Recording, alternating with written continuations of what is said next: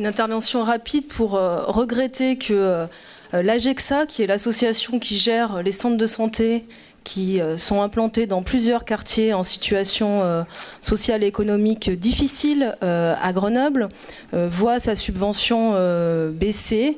L'AGEXA est dans une situation financière extrêmement compliquée. Certes, la baisse n'est pas encore aujourd'hui conséquente, mais il y a une baisse. Et compte tenu des difficultés dans lesquelles se trouve cette association pour survivre, je rappelle que c'est une association qui permet l'accès à la santé de tous dans des quartiers qui sont très fragilisés. Je pense qu'il faut que notre institution ait un regard positif, accompagnant sur cette association, et j'espère qu'elle l'aura à l'avenir. Peut-être avant de laisser Magali, Laura.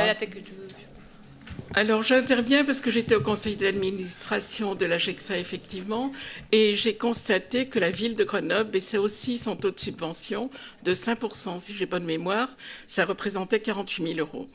Voilà, nous n'avons pas encore dit de combien nous allions baisser, mais effectivement nous baissons pour les mêmes raisons que la ville de Grenoble. Et donc le département doit faire des efforts dans son budget, donc il demande aussi à toutes les associations de faire la même chose. Oui, Mme Germain. Non, mais je rappelle juste que c'est des quartiers sur lesquels il n'y a pas de médecine libérale. C'est-à-dire que l'accès aux soins, la prévention auprès des enfants, des familles, le soin passe par ces structures. Donc il me semble extrêmement important que nous soyons présents pour répondre aux enjeux qui ont été donnés par Mme Guillot.